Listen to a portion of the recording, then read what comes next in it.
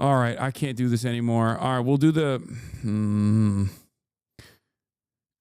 We will do the UN report tomorrow, but I'm gonna move on to some fun shit now, or not fun shit, but just like some other reacts.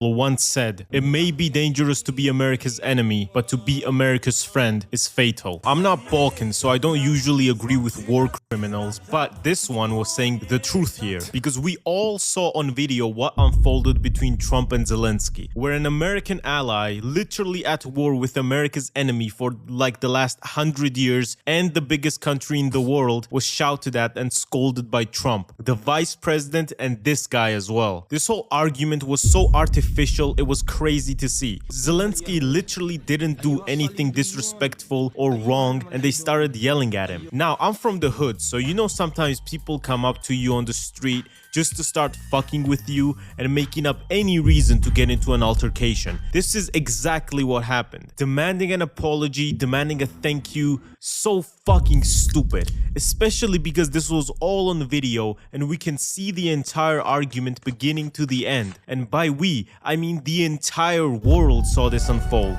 And everyone saw how America treats its allies. And this live TV argument was so bullshit that even Americans think that Trump or JD Vance were guilty of starting everything. The thing is, America is legally required to protect Ukraine because they made Ukraine give up their nukes in exchange for protection from the US in the Budapest Memorandum. Let me start off by saying I absolutely hate the current American rule. America has never been the good guy or anything like that. No superpower really has been, but this is too much, man. We watched America literally curse out their ally on live TV. Everybody knows I've been supporting Ukraine very hard since the war began and after the Ukraine started getting... Is it $2 trillion to Ukraine now? Wait. Everybody knows I've been Russia's pretending to be Ukraine Americans. $2 trillion to Ukraine now. very hard since... It's been 3 years since Russia started their genocidal war against Ukraine. Ukraine had to endure direct war from Russia, North Korea, and Iran, and they're still standing. Fuck Russia, Slava, Ukraine. The war began, and after the he said $2 trillion to Ukraine. Ukraine started getting foreign aid, it became a populist move to shit on Ukraine. And all people who know nothing about the dynamics of post-Soviet countries have wanted to say their objectively incorrect opinions about this. Like I'm sure Theo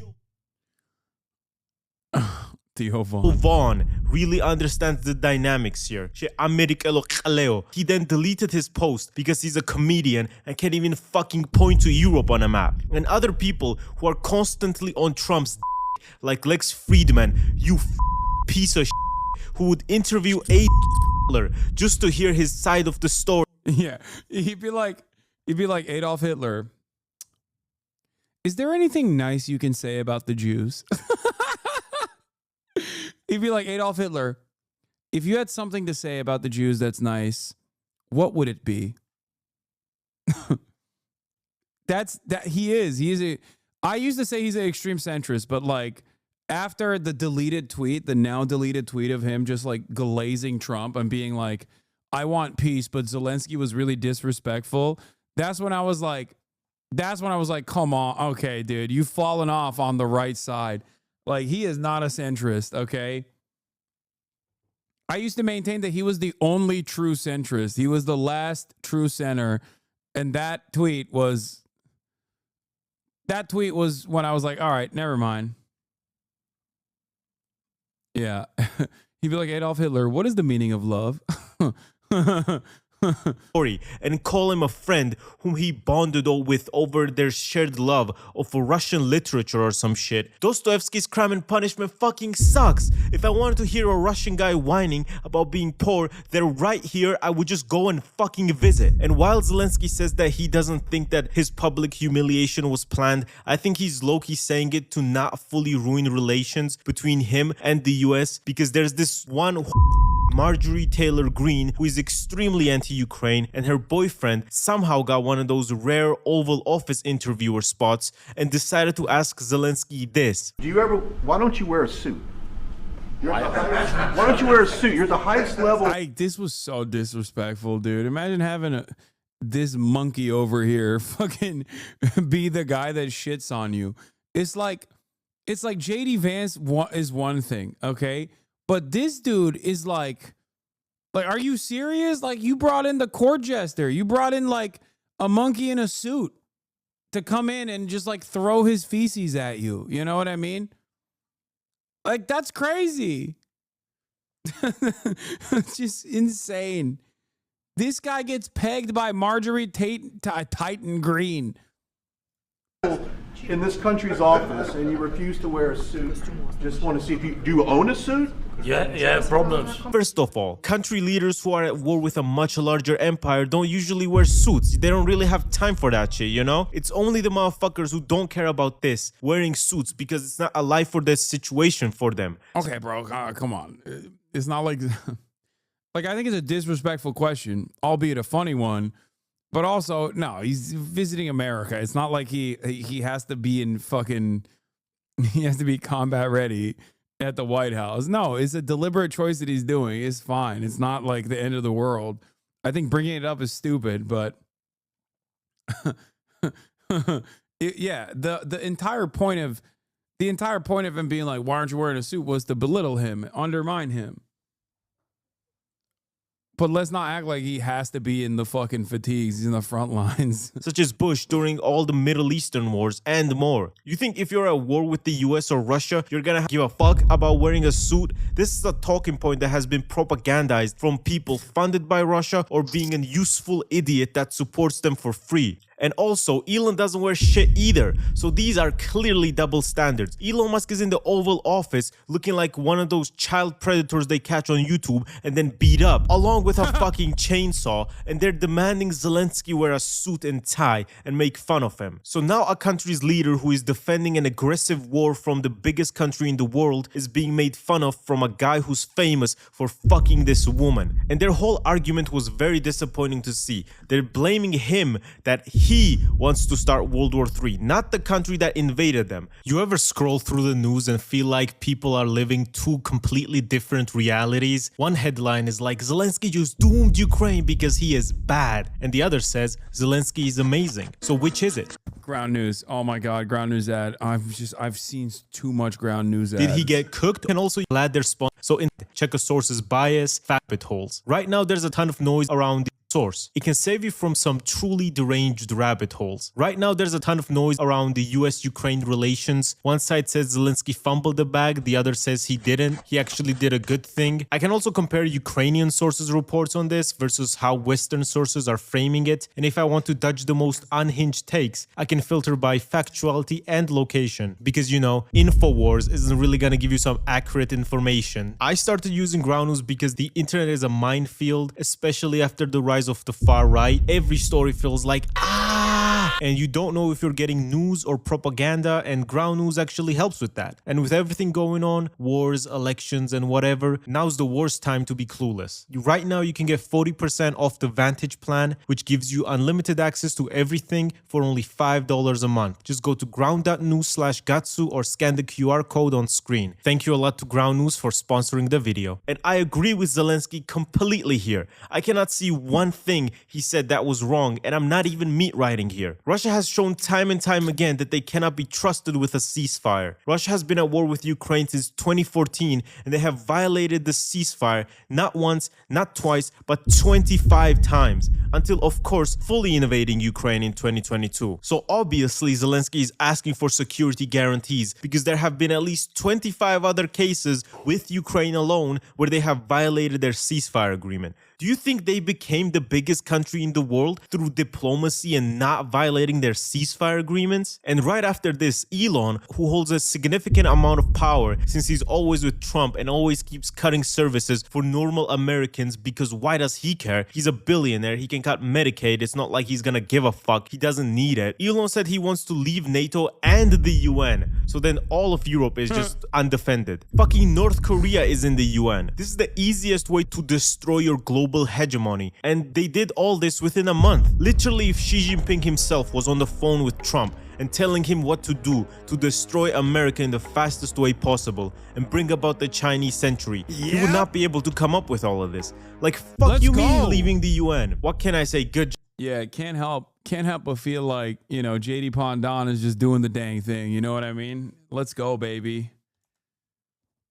Chinese century of prosperity, American century of humiliation. Job, man. USA replaced Gulf of Mexico's name with Gulf of America, and China built 96,000 miles of rail. And after this clownery, Europeans went like, okay, we knew America was cooked and could not be trusted, but let's actually start doing shit about this. But you guys have to realize that Europeans are pussies who cannot do anything except waste paper through useless voting resolutions. As always, it's up to the European people to do stuff since their politicians are fucking useless. So Tesla sales have nearly halved in Europe. Europe is actively looking for new allies such as India, China, and Canada. One of Norway's largest companies have announced that they will stop supplying fuel to the US Navy, and every American ally ever is actively looking for new allies now, including Canada, which is insane. Who knew that threatening to annex your neighbors, tariffing them, and threatening to leave their defense alliance would make them act this way? And motherfuckers were like, oh, you're meat riding China. Motherfucker, I have yet to see the CCP policy.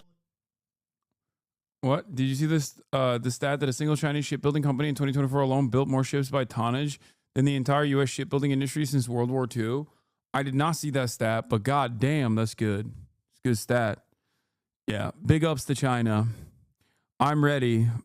President Xi, fire at will. As a white Chinese, I already have, I already have a familial lineage with Xinjiang as, my on my mother's side. Our last name is literally Uyghur. Okay, please let me at him. Okay. What about Taiwan? Oh, you mean Chinese Taipei, dude? I'm telling you, I'm the regime enjoyer. I will do the propaganda. Let me in. Let me fucking in. Okay. I just want to enjoy high-speed rail. I want to live in a tier 1 city. I'm down bad. I'm down fucking bad, dude. Oh my God. By the way, what's funny about this is like the way America's been moving, Taiwan itself is going to be like, actually, we are Chinese. We are Chinese Taipei by the end of this decade. Bro. This chatter is so funny. Taiwan belongs to China. Fuck the KMT. Dog, the KMT is the fucking unification party now. Wake up, okay? No, you mean fuck the, what is it, DPP? Those are the anti-Chinese party. The KMT is now the unification party.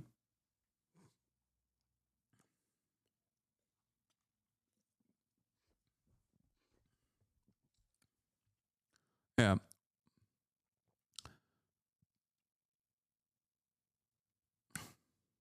Politicians are hiling on the fucking stage. I don't like Nazis, therefore I'm getting paid by the CCP. Aight, bro. My grandpas were CCP shills as well for fighting against the Nazis in the Soviet Union, you fucking idiot. Just like me. And the Top G, you are neither white nor Chinese. You are a traitorous Turk. We will not fire at you. We want you to live long enough to witness your capitalist empire grounded in the dust. I know this motherfucker is a white leftist dude living in like Iowa, because this is a typical white leftist attitude to have, which is like, my closest ally is my greatest enemy. Okay. This is the classic, like, oh, you agree with me on 99.9% of shit? Guess what, dude? You're not gonna be spared. The revolution will not spare you. I do love his LARPing though. It's very funny. The thing is, they're treating Zelensky so harshly and abandoning the biggest country in Europe, Ukraine, so harshly that they showed to the world they do not give a fuck and will sacrifice anything and anyone for money. They're like trade offer. I get to mine your entire country's minerals and keep them for myself as a profit, and in exchange, you get no security guarantees and nothing really. Maybe we just stop bad-mouthing you in the press and calling you a dictator, but that's about it. Maybe. The stupidest thing is that of the money that they sent to Ukraine, which wasn't even that much, Europe sent way more. 70% of that money gets reinvested back into the US military companies because they send their old stuff to Ukraine and then they need new ones, right? So they order new ones and then those companies pay taxes and grow the American. It's so funny because like Gattsu, obviously being Georgian, as in weak-willed about restoring the glory of the USSR, despite the fact that one very famous Georgian did everything in his power to make the USSR glorious. is like outwardly much more pro-Ukraine than someone like myself, who has been called an Adolf Putler lover over and over again. And yet, regardless of the aesthetics from the outside, especially because I'm not like Mr. NATO, I don't like NATO at all. I think NATO is awful. He also sees this. He's recognizing the truth. This is what I've been saying, which is like America offloaded his old ass weapons.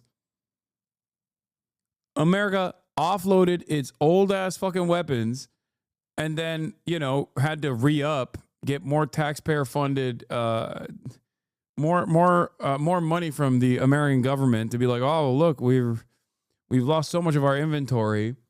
And in the process, didn't lose anything else. American economy, but they resorted to making Zelensky seem like... I'm not sure about why, but Georgians are some of the most lived up motherfuckers you ever see online. Russia. That's why.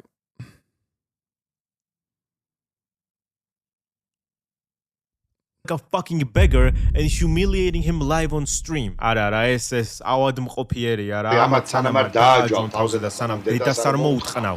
ვერაფერი ვერ ეს. Also, destroying USAID was the funniest thing ever because I saw a tweet. What if we create USAID to fund right-wing revolutions in countries instead of this leftist, the gay... What the fuck? If we create USAID to fund right-wing revolutions in countries instead of this leftist, the gay stuff. My brother... Yeah, the number one USAID appreciator, me. Revolutions in countries instead of this... Coward, why didn't you post the full meat pic? You fucking coward. Typical Georgian. Except waste paper through useless voting resolutions. As always, it's up to the European people to... Yeah, there's nothing funnier than thinking that the USAID actually... there's nothing funnier than thinking USAID... Well, I know Gattsu was making a joke, but there's nothing funnier than dumbass Republicans thinking that USAID actually funds gay shit. You skip back so far... Oh, yeah, I did. How the fuck did this happen? The gay stuff. My brother, that is exactly what USAID does. What the fuck are you talking about? It's used for American influence in other countries. And yes, America does fund right-wing revolutions. That's why they have overthrown literally every single socialist leader or tried to. Don't forget that they've tried to assassinate Castro 634 times with methods such as an exploding cigar, the skin disease diving suit, making him high on LSD in his broadcasting studio so he'd start saying bullshit and ruin his public image, and they sent him a white woman. And this is what she said. He leaned over, pulled out his 45 and handed it to me. He didn't even flinch, and he said, "You can't kill me, nobody can kill me." And he kind of smiled and chewed on his cigar. I felt deflated. He was so sure of me. He just grabbed me. We made the love. That's why he's the GOAT! The GOAT! USAID was genuinely one of them. It's true. That is one of the best. That's one of the coolest stories of all time.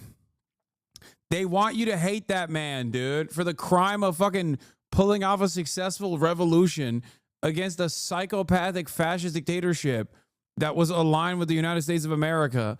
Get the fuck out of here, dude. America's biggest soft power weapons to gain influence in the countries it operated in, and America does fund right-wing revolutions. They've been doing this shit since like the 50s. They would overthrow a good socialist or a social democratic leader for an extreme capitalist that they themselves have trained, and then privatize absolutely every resource in that country and all the state-owned companies, and then get money for it, growing the American empire. And if you don't believe what I said, this whole strategy has a term for it called the shock doctrine, so you can look it up yourself as well, get a bunch of examples on where it has been used. It's genuinely so evil because they are playing with people's lives here, only to satisfy their egos and their capitalist money mindset. And this isn't the grind harder mindset, this is a loot people harder mindset, because the more Trump refuses to help their ally out, the more people will die, and they are pulling this stupid stunt of... Yeah, to be fair, the thing that they did in all those other countries, they kind of did in Ukraine as well. Originally, just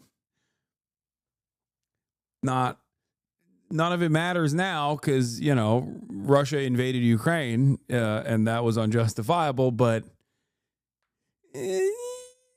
we kind of, you know, we kind of did do that in Ukraine a little bit too. Just saying.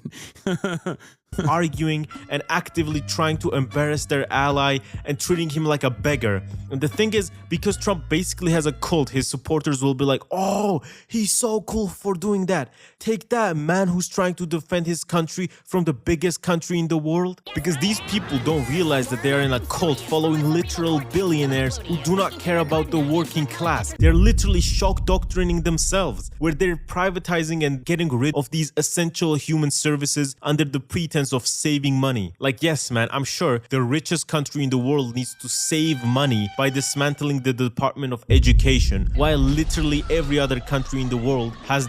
Why you keep defending Cuba, yet you cannot do the same for the DPRK despite them being similar? I'm a Western chauvinist.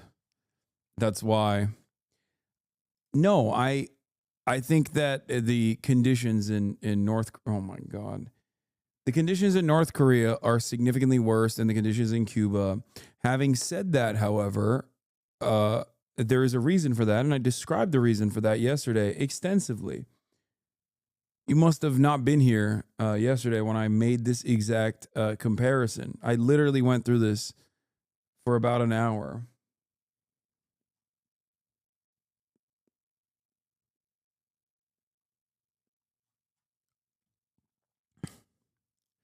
As far as I understand, I know where this chatter is coming from, but the local governance structure, I'm more confident in the one-party structure where elections happen and local democracy, not dissimilar to the Chinese process, like the Chinese political process and the Cuban political process, than I am with the North Korean one. I just don't know enough about how the North Korean government works. What I do know, however, is that it is a rulership that exchanges hands from one person to the next of kin. It's not like, it has almost like a monarchy structure. You could say Cuba has something similar, or you could say that Cuba has something similar as well. But at least I know confidently what the Cuban local democratic process looks like, which is, like I said, not dissimilar to the Chinese structure, where it's one party rule. But all of the decision making, like the important decision making and the hands-on stuff happens at the local level. You go and you vote through a democratic process at the local level, and then your local representatives go and work within the party structure, the one-party structure, to make changes. And they do. They make those changes regularly. Same with the Chinese party structure as well. It's one party. But regardless of it being one party, there is a lot of local feedback in the process, which goes into a committee system. I think the DPRK has a similar structure. I'm just not confident about how that works, if that makes sense. I found that a lot of people from ex-USSR countries, even Gattsu, are fond nostalgic of the USSR, but absolutely hate Russia. Similarly, I met a 70-year-old Armenian guy. The city hates the Azeris, but that relations between Armenia and Azerbaijan was really chill in the 80s. For what it's worth, I think the USSR made huge strides in erasing internal ethnic strife like Yugoslavia did in the Balkans. That department. America already is extremely privatized, to the point where when healthcare CEOs are getting capped, everyone is like, it had to be done.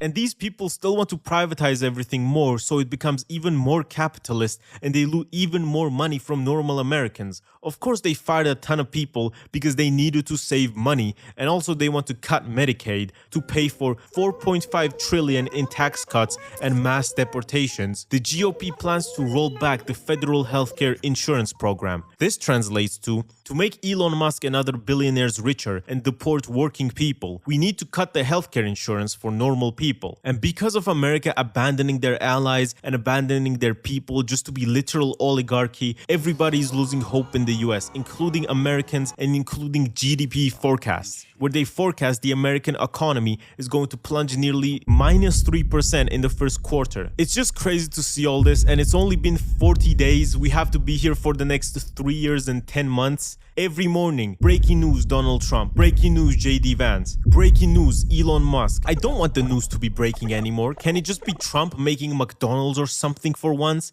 Please, instead of abandoning their allies? What the fuck even is the strategy here? Also, they're like, yes, Ukraine is bad for wanting money to defend against the biggest country in the world, which is also a nuclear power. But Israel? No worries, man. We'll cut healthcare for our citizens, fire workers, and cut aid to Ukraine. But you're fine because you're just an extension of the US. Oh, and also, on top of shitting on Ukraine and leaving it, he's talking about removing sanctions of Russia. So that is just plain evil, man. Trump's administration just loves fascist dictators. You bet your ass if Trump was with he would be talking about removing sanctions of him and that he's a great guy and like that Czechoslovakia and Poland. I mean, yes, he would.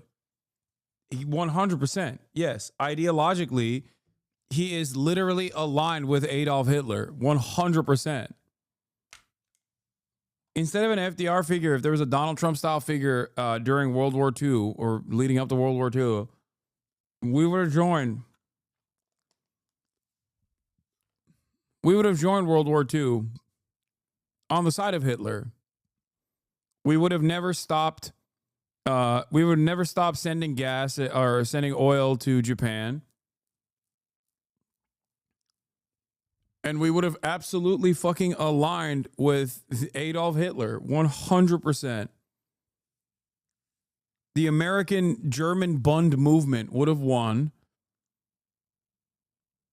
Henry Ford as president? No, Henry Ford would be the Elon Musk in this situation.